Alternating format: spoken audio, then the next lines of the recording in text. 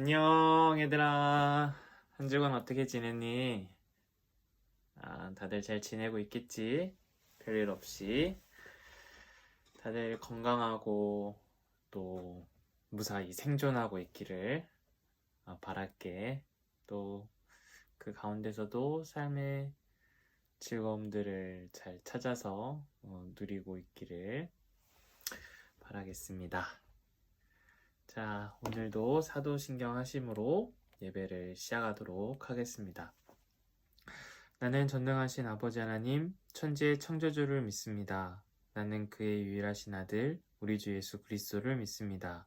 그는 성령으로 잉태되어 동정녀 마리아에게서 나시고 본디오 빌라도에게 고난을 받으사 십자가에 못 박혀 죽으시고 장사된 지 사흘 만에 죽은 자 가운데서 다시 살아나셨으며 하늘에 오르시어 전능하신 아버지 하나님 우편에 앉아 계시다가 거기로부터 살아있는 자와 죽은 자를 심판하러 오십니다. 나는 성령을 믿으며 거룩한 공교회와 성도의 교제와 죄를 용서받는 것과 몸의 부활과 영생을 믿습니다. 아멘. 자, 대표로 기도하도록 하겠습니다. 생명의 근원이신 하나님 아버지, 오늘도 우리에게 변함없이 이 생명을 풍성히 허락하여 주시고 이 허락하여 주신 생명으로 말미암아 생명을 허락하신 하나님을 찾고 발견하고 또 신앙하게 하시니 감사합니다. 우리의 모든 삶의 과정과 그 모든 삶의 열매가 하나님을 알아가는 것에 있음을 오늘도 말씀을 통해서 알아가며 무엇보다 하나님을 신뢰하는 삶을 살아갈 수 있도록 우리가 예수 그리스도를 더욱더 믿고 의지하는 삶을 살아갈 수 있도록 은혜를 베풀어 주시옵소서. 그래서 우리가 살아가는 모든 삶의 과정 속에서 지금 주어진 삶의 자리에서 그 하나님으로 말미암는 삶의 안식과 평안을 누리며 살아가는 그런 그리스도인들이 다 될 수 있도록 인도하여 주시옵소서. 예수님의 이름으로 기도드립니다. 아멘. 자, 오늘 우리가 나눌 하나님의 말씀은 히브리서 9장 1절부터 9장 11절부터 15절과 23절부터 28절까지 말씀입니다. 히브리서 9장 11절부터 15절, 23절부터 28절까지 말씀을 대표로 읽도록 하겠습니다. 그리스도께서는 장래 좋은 일의 대제사장으로 오사 손으로 짓지 아니한 것, 곧 이 창조에 속하지 아니한 더 크고 온전한 장막으로 말미암아 염소와 송아지의 피로 하지 아니하고 오직 자기의 피로 영원한 속죄를 이루사 단번에 성소에 들어가셨느니라. 염소와 황소의 피와 및 암송아지의 죄를 부정한 자에게 뿌려 그 육체를 정결하게 하여 거룩하게 하거든 하물며 영원하신 성령으로 말미암아 흠없는 자기를 하나님께 드린 그리스도의 피가 어찌 너희 양심을 죽은 행실에서 깨끗하게 하고 살아계신 하나님을 섬기게 하지 못하겠느냐. 이로 말미암아 그는 새 언약의 중보자시니 이는 첫 언약 때에 범죄한 죄에서 속량하려고 죽으사 부르심을 입은 자로 하여금 영원한 기업의 약속을 얻게 하려 하심이라. 23절 그러므로 하늘에 있는 것들의 모형은 이런 것들로서 정결하게 할 필요가 있었으나 하늘에 있는 그것들은 이런 것들보다 더 좋은 제물로 할지니라. 그리스도께서는 참것의 그림자인 손으로 만든 성소에 들어가지 아니하시고 바로 그 하늘에 들어가사 이제 우리를 위하여 하나님 앞에 나타나시고 대제사장이 해마다 다른 것의 피로써 성소에 들어가는 것 같이 자주 자기를 드리려고 아니하실지니 그리하면 그가 세상의 창조한 때부터 자주 고난 받았어야 할 것이로되 이제 자기를 단번에 제물로 드려 죄를 없이 하시려고 세상의 끝에 나타나셨느니라. 한 번 죽은 것은 사람에게 정해진 것이요 그 후에 심판이 있으리니 이와 같이 그리스도도 많은 사람의 죄를 담당하시려고 단번에 들이신 바 되셨고 구원에 이르게 하기 위하여 죄와 상관없이 자기를 바라는 자들에게 두 번째 나타나시리라. 아멘.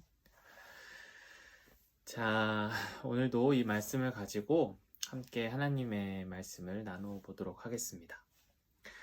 자, 요즘 유행하는 단어가 있지. 너희들이랑은 크게 상관이 없을지도 모르는, 너희들 사이에서는 유행을 안 할 수도 있는데, 영끌이라는 단어가 있어. 영끌은 영혼까지 끌어모은다 라는 거지. 영혼까지 끌어모은다는 것은 어떤 개념일까? 나한테 있는 거를 가져다 쓰는 거. 그것을 영끌이라고 하진 않지. 그러니까 나한테 없는 거, 남한테 있는 것까지 빌려다가, 그러니까 나한테 없는 것을 끌어다가, 마이너스를 잡아다가, 그것까지 어떤 나의 목적을 위해서 사용한다라는 의미가 거기에 담겨져 있어. 나한테 있는 것뿐만 아니라 없는 것까지 전부 다. 그러니까 있는 것 중에서도 어느 정도만 떼갖고 하는 게 아니라 전부, 내게 있는 거 전부, 그것도 모자라서 내 것이 아닌 것까지 빌려다가 다 모아서 뭔가 그 목적을 위해 사용하고 희생하고 쓴다라는 의미가 있지. 올인 베팅보다 훨씬 더 나간 개념이라고 할 수 있어.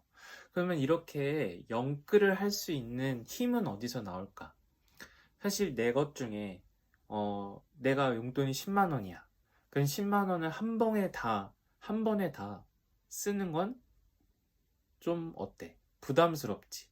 그러니까 10만 원, 내 용돈이 10만 원이라면 10만 원을 한 번에 쓰는 것은 좀 어, 위험해. 그리고 좀 부담스럽지. 근데 그것도 모자라서, 그걸 한 번에 다 쓰는 것도 모자라서 막 친구한테 또는 부모님한테 10만 원을 더 빌려서 그렇게 두 배로 한 번에 쓰는 일은 쉽게 결정할 수 있는 일이 아닌 거야. 보통은 그냥 뭐 한 달에 용돈이 10만 원이다. 그러면 그 10만 원을 가지고 한 달에 나눠서 어떻게 적당히 이제 필요한 곳에 쓸 수 있도록 그렇게 쓰는 게 일반적인 방식인데, 그것이 아니라 한 번에 다 몰아 쓰는데, 그것도 내가 나한테 없는 것까지 다 몰아서 쓴다라는 것은 어지간한 중요한 일 또는 뭐 반드시 이루어야 하는 일, 꼭 필요한 일, 그런 게 아니라면 사실 이렇게 영끌을 하는 게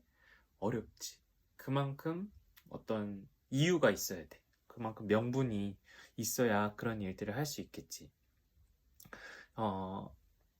그런 영끌을 할 수 있는 힘은 그 하고자 하는 일에 대한 확신, 그리고 기대, 그리고 믿음이 있기 때문이야. 보통 요즘에 영끌을 하는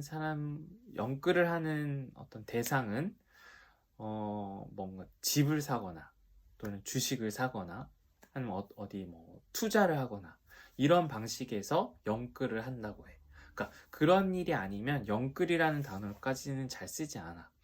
보통 집을 사고 주식을 사고 뭐 투자를 하는 일들은 그만큼의 더 많은 수익을 기대할 수 있고 얻을 수 있다는 확신, 그 믿음이 있기 때문에 당장에 내가 뭐 100만 원을 빚을 지더라도 갚을 수 있고 갚고도 더 많은 수익을 남길 수 있다라는 생각 때문에 그렇게 영끌을 할 수 있는 거지.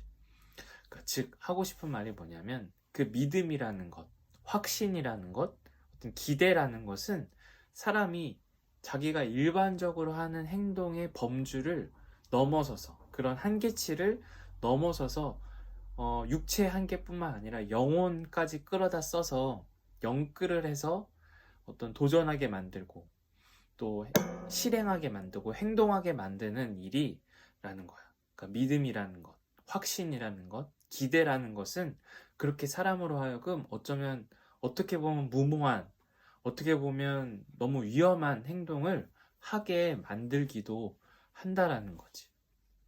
그런 어떤 이루고자 하는 목표, 어떤 그 결과에 대한 기대, 희망이, 믿음이 우리로 하여금 굉장히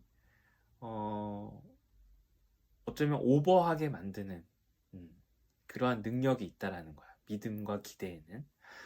이러한 믿음, 확신, 신뢰가 만약에 하나님께 우리가 있다면, 지금 세상은 집을 사기 위해 영혼도 끌어모으는데 또 뭐 삼성전자나 현대차나 주식을 사기 위해서 영혼도 끌어모으는데, 우리가 그 하나님께 우리의 영혼을 끌어모아서 그 하나님을 믿을 수 있다면, 그 하나님을 신뢰할 수 있다면 어떤 삶이 우리에게 주어질까? 어떤 삶이 우리에게 펼쳐질까?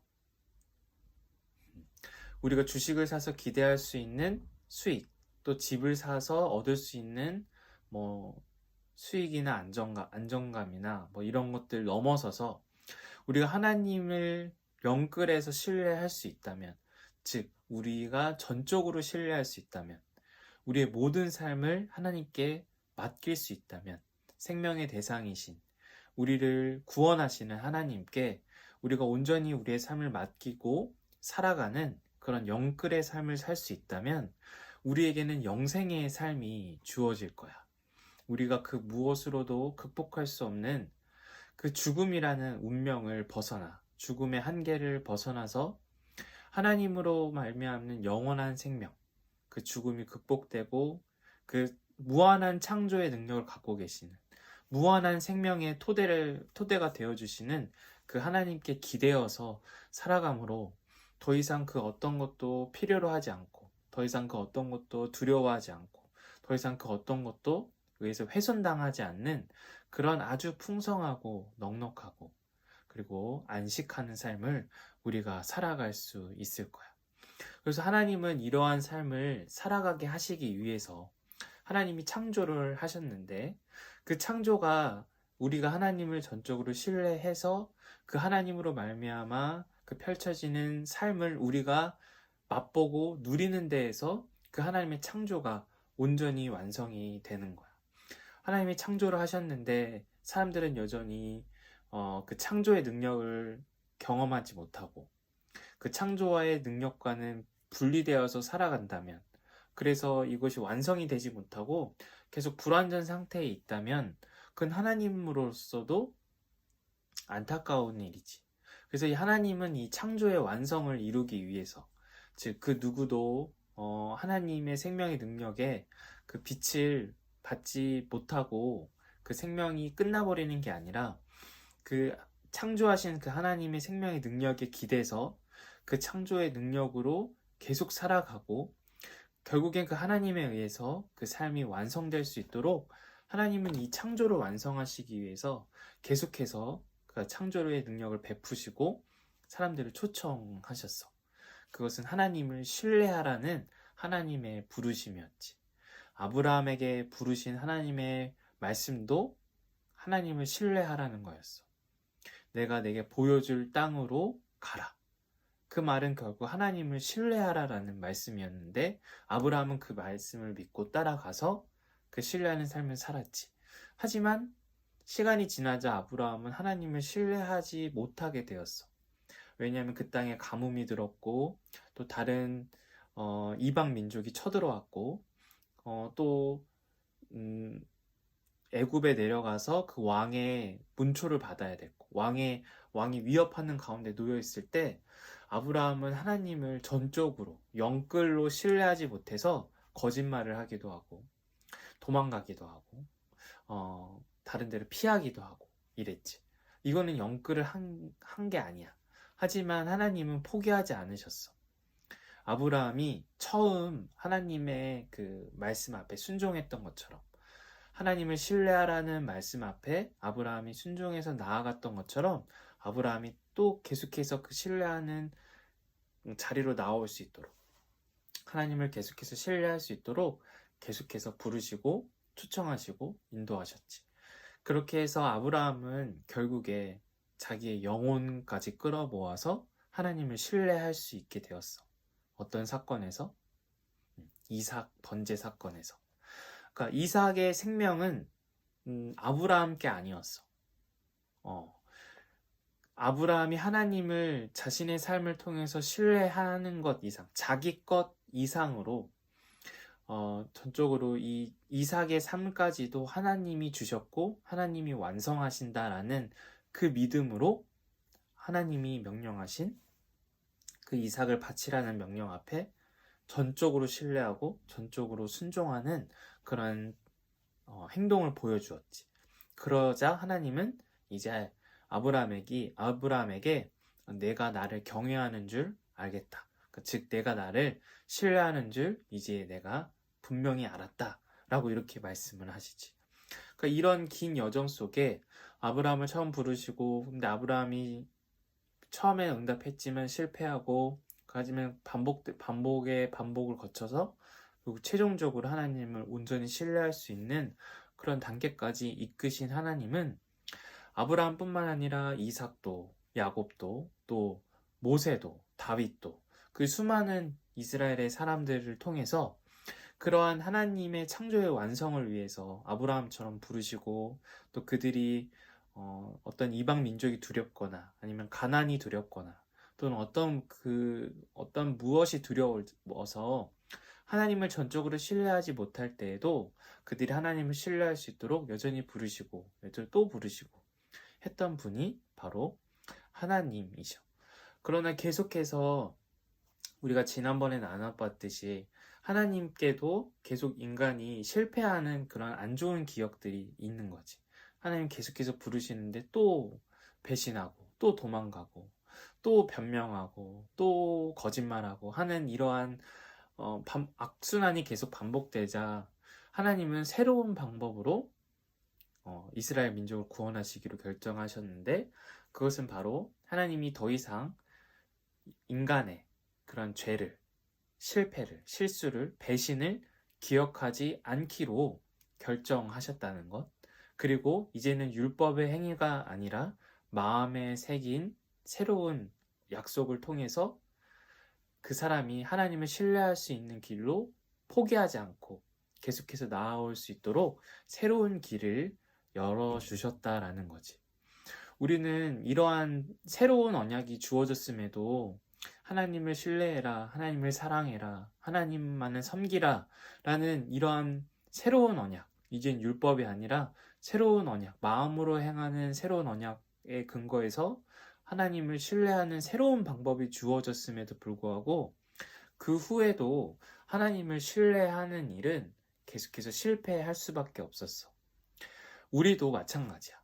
우리도 하나님을 신뢰해야 된다라는 것을 알긴 알아. 우리 모두가 계속해서 우리의 신앙이 어떤 것이고 우리의 삶이 어떤 것인지를 들어왔기 때문에 우리가 하나님을 신뢰한다라는 것, 그리고 하나님을 신뢰해야 한다라는 것, 그러면 우리에게 영생이 주어진다는 것을 우리가 알지만, 그러나 우리의 삶 속에서 아브라함처럼 하나님을 전적으로 신뢰하고 순종하는 일, 우리의 모든 능력과 우리의 모든 에너지, 그리고 우리의 영혼을 끌어다 모아서 전적으로 하나님께 우리의 삶을 맡기는 그러한 믿음은, 그러한 신앙은 우리에게도 계속 반복되는 실패와 실수로 남겨져 있어. 왜냐하면 우리도 그들과 마찬가지로 먹어야 살고 입어야 살고 마셔야 삶이 유지되는 이러한 육체의 한계를 갖고 있는 것은 똑같기 때문에 이러한 육체의 한계 속에서 하나님을 전적으로 신뢰하는 일은 사실 어렵기 때문이야. 당장에 펼쳐진 어떤 삶의 방식 때문에 우리는 하나님을 전적으로 신뢰하기보다는 스스로 그런 문제들을 해결하고 거기서 안주하고 싶어해. 안심하고 싶어해. 그러니까 내가 능력을 키워서 돈을 많이 쌓아놓으면, 좋은 집을 사놓으면, 부자가 되면 더 이상 그런 문제를 내가 다른 대상한테 의지하지 않고 스스로 해결할 수 있기 때문에 우리는 다른 대상을 의지하는 방식보다는 스스로 그 문제를 해결하는 능력을 갖고 싶어 하고, 그런 방식으로 안정을 찾고 싶어 하는 거지. 안심을 하고 싶어 해. 그래서 그러한 삶의 조건과 형편을 갖추기 위해서, 그러한 집을 사기 위해서, 그러한 돈을 많이 벌기 위해서 영끌도 과감하게 하는 거야. 그 영끌을 하는 이유는 내가 그런 문제를 해결할 수 있는 그런 능력 있는 사람, 그런 많은 재물과 재화를 가진 사람이 되고 싶기 때문에, 그리고 될 수 있다는 확신이 있기 때문에 우리는 과감히 그런 데서는 영끌을 할 수 있어도, 우리가 정작 하나님의 우리의 생명의 근원이시고 우리를 이끌고 계시고 우리의 삶을 완성하신다는 사실, 그리고 그 하나님을 신뢰할 때, 순종할 때 우리에게 영생의 삶이 주어진다라는 그 사실 앞에서는 우리가 과감하게 오히려 영끌을 하지 못해. 훨씬 더 중요한, 훨씬 더 그리고 값어치 있는 그 무엇으로도 살 수 없는 생명의 능력이 영생임에도 불구하고 내가 돈을 많이 벌어서 얻을 수 있는 안식, 그리고 내가 집을 삼으로 얻을 수 있는 그런 편안함보다 비교할 수 없는 그러한 죽음이 극복된 삶, 영원한 삶, 영생이 주어진다고 해도 그것을 허락하시는 하나님께 우리가 우리의 삶을 맡기고 의탁하는 일을 우리는 잘 하지를 못해. 왜냐하면 그 문제를 스스로 해결하는 게 아니라 하나님께 전적으로 나를 맡겨야 하기 때문이지. 믿음이라는 것은 우리의 삶을 앞에서도 영글에서도 말했지만 전혀 다른 범주의 삶을 살아가게 하는 힘이야.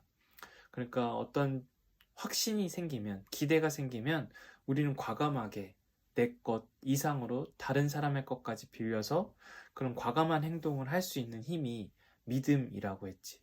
근데 우리가 하나님께 영끌을 하지 못한다라는 것은 하나님을 믿지 못한다라는 얘기인 거야. 결국엔 하나님을 생명의 대상으로, 우리의 구원의 구원자로, 우리의 삶을 영원한 생명을 허락하실 분으로 우리가 믿지 못한다라는 거지. 그래서 이 문제를 위해서 어떻게 해야 될까? 우리는 결론적으로 말하면 하나님께 영끌을 할 수 있어야 돼. 하나님을 신뢰하는 사람, 전적으로 신뢰하고 순종하는 사람이 되어야 하는데 우리가 세상에서는 얼마든지 영끌을 해. 왜냐면 그 주체가 나고 그것에 대한 확신과 기대가 있으니까 과감하게 하는데 물론 실패를 할 수도 있지. 실패를 하는 경우도 많지. 집값이 오를 거라고 믿어서 돈을 다 빌려서 집을 샀는데 집값이 떨어질 수도 있는 거야.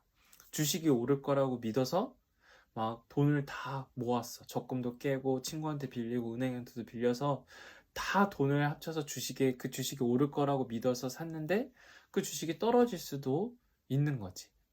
하지만 오를 수도 있는 거고. 과감하게 하여튼 세상에서는 이런 방식으로 어떤 내가 확신하고 믿는 일에 그게 영끌을 할 수도 있는데 근데 정작 우리는 하나님께는 영끌을 못하는 거야. 하나님을 전적으로 하나님이 우리의 삶을 구원해 주실 거라는 그런 전적인 신뢰를 보이지 못하고 있는 거지.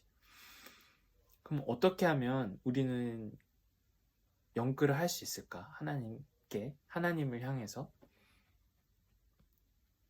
바로 우리에게 이 문제를 위해서 예수님이 오셨다라는 사실을 알아야 돼. 하나님께 영끌을 한 유일한 사람, 하나님께 올인했을 뿐만 아니라 모든 삶, 영혼까지, 죽음 이후의 삶까지 온전히 맡긴 유일한 분이 바로 예수님이시지. 그러니까 예수님이 이렇게 하신 것은 하나님께 전적으로 신뢰하고 순종하는 삶을 그렇게 사신 것은 오늘 말씀에서는 바로 우리를 위한 거라고 이야기하고 있어. 우리를 위해서 예수님이 죽으셨다라고 말씀하고 계셔.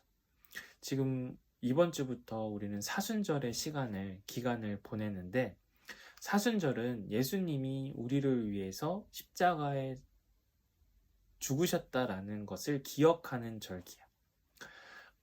예수님이 우리를 위해서 우리의 모든 죄를 위해서 우리의 모든 연약함을 위해서 대신해서 십자가에 달려 죽으셨다라는 것은 그 하나님을 전적으로 신뢰하지 못하는 우리, 하나님으로부터 생명을 얻을 수 있다는 확신을 갖지 못하는 우리, 만약에 영생을 확실하게 얻을 수 있다면 죽음이 극복된 삶을 확실하게 얻을 수 있다는 그런 확신과 믿음이 있다면 우리는 마치 아파트를 사듯이 주식을 사듯이 영끌을 할 수 있을 거야. 하지만 그게 확신이 안 서니까, 보이지 않으니까, 그 주체가 내가 되지 못하니까 우리는 영끌을 못하는 거거든. 그런 문제를 위해서, 그런 한계를 위해서 예수님이 그러한 삶을 사셨고 또 믿음이 없는 우리에게 믿음의 본을 보이시고 또 우리로 하여금 그러한 삶을 살았을 때 어떠한 결과가 주어지는지를 보여주시기 위해서 예수님은 우리를 위해서 죽으셨다고 오늘 성경에서 말하고 있어. 그러니까 우리가 믿음이 없을 때, 우리가 하나님을 전적으로 신뢰하지 못할 때, 하나님이 우리의 생명의 대상이신 것은 알지만, 우리의 생명의 능력이시고 우리를 구원하실 분이라는 사실은 알지만, 근데 우리가 살아가는 삶의 과정에서 그런 하나님을 신뢰하기보다는 내가 스스로 그 문제를 해결하고 그 문제를 해결할 만한 조건을 갖추고 그런 도구들을 쫓아서 살아가는 삶의 방식의 유혹이 될 수 있지. 그 이스라엘의 수많은 사람들이 그랬던 것처럼 하나님을 믿지만 바알을 섬기기도 하고 우상 숭배를 하기도 하고 다른 나라의 왕을 의지하기도 하고 또는 비를 내려달라고 바알 신에게 절하기도 하는 그러한 마치 그러한 일들처럼 우리도 하나님을 생명의 대상으로 신뢰하고 믿지만 그러나 나한테 돈이 더 많아야 된다고 생각할 수 있고 나한테 더 좋은 집이 있어야 된다고 생각할 수 있고 내 인생에 이러한 조건들과 도구들이 있어야 내가 생명을 더 풍성하게 누릴 수 있다라고 그렇게 생각할 수 있지. 그렇게 생각하게 될 때가 있어. 하지만 그렇게 하나님을 신뢰하지 못할 때, 전적으로 신뢰하고 전적으로 순종하지 못할 때, 그런 우리를 위해서, 그런 우리의 믿음이 없는 우리를 위해서, 그렇게 순종하지 못하는 우리를 위해서 예수님이 우리를 위해서 죽으셨다라는 사실을 기억해야 돼. 그 예수님이 죽으신 것은 하나님을 향한 전적인 신뢰와 순종의 행동이기도 하셨지만 그 행동은 우리에게는 어떤 빛으로 반사되어져 오냐면 바로 그러한 예수님이 계시기에 우리는 우리의 믿음이 없음을, 우리가 하나님을 신뢰하지 못함을 다시 깨닫고 예수님이 우리를 위해서 죽으셨다라는 것은 결국 우리를 도우신다라는 얘기야. 우리의 믿음 없음을 도와주시고 불쌍히 여겨주시고 이끌어 주신다라는 거지. 그런 예수님을 믿으면, 그러니까 예수님이 나를 위해서 죽으셨다라는 사실을 믿으면, 즉 이 말은 예수님이 믿음이 없는 나를 믿음이 생기도록, 그리고 믿음이 자라나도록, 그리고 믿음의 사람이 되도록 죽으셨다, 즉 도우셨다라는 사실을 믿으면, 이것을 줄여서 말하면 예수 그리스도를 믿으면, 예수님을 우리의 구원자로 믿으면, 예수님을 하나님의 아들로 믿으면 그 예수님을 통해서 그 예수님이 사셨던 그런 삶을 통해서 우리에게 그런 하나님의 다스림이 새롭게 주어진다라는 거야.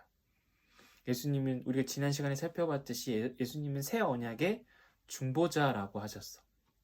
그 새 언약은 이전의 죄를 기억하지 않으신다라는 것과 이젠 율법이 아닌 마음에 새긴 새로운 법으로 우리를 의롭게 해주신다라는 하나님의 다스림이었지. 그러니까 내가 믿음이 없어. 그래서 내가 믿음이 생겨야지, 또는 나는 안 돼, 어쩔 수 없어, 이렇게 포기하는 게 아니라 내가 믿음이 없다라는 것을 깨달았을 때, 내가 나한테 믿음이 없다라는 것을 보게 되었을 때, 이런 나를 위해서 예수님이 죽으셨지. 즉 이런 나를 나에게도 믿음이 생길 수 있도록, 믿음이 자라날 수 있도록 그 믿음의 본을 보이셨지. 믿음의 과정을 살아가셨지. 그리고 그 결과를 열어주셨지. 약속하셨지. 이 사실을 믿으면, 그런 예수님이 나를 위해서 죽으셨다라는 사실을 믿으면, 예수님이 나를 위해서 구원하신다는 사실을 믿으면, 즉 예수님을 구원자로, 메시아로 믿으면 그 하나님의 다스리심이 우리의 죄를 더 이상 기억하지 않으시고, 그리고 새 언약의 근거에서 믿음으로 하나님을 바라볼 때 의롭게 해주신다라는 사실이 나한테 실현이 되는 거야. 나한테 새롭게 주어진다라는 거지. 하지만 또 살아가다 보면 우린 믿음을 잃어버릴 수 있겠지. 아브라함처럼. 하지만 그럴 때 또 우리는 우리를 위해서 죽으신 예수님을 믿는 거야.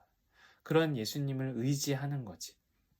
예수님의 삶을 바라보는 거야. 예수님이 나를 위해서 죽으셨다라는 사실을 기억하는 거야. 그리고 예수님에게서 일어난 하나님의 능력을 바라보는 거지. 예수님은 우리의 믿음 없음을 불쌍히 여기시고 그런 믿음의 없음을 책망하시기보다는 그 믿음이 생길 수 있도록 자라날 수 있도록 도와주시는 분이 바로 오늘 말씀에서 소개하고 있는 예수님이야.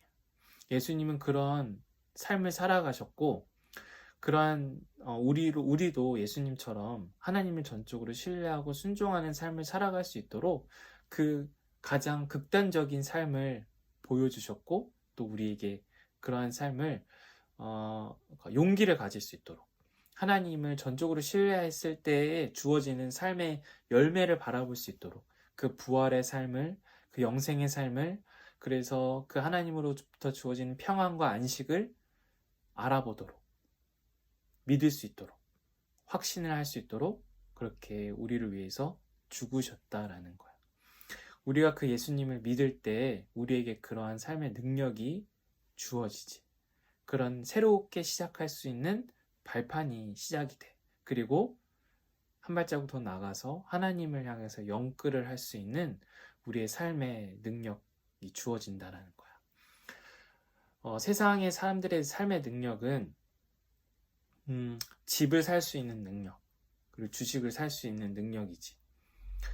그래서 더 많은 수익을 얻고 재산을 소유하게 되는 것이 이 세상의 사람들의 이 세상 속에 지금 우리가 살아가고 있는 이 사람의 능력이야. 삶의 능력이야.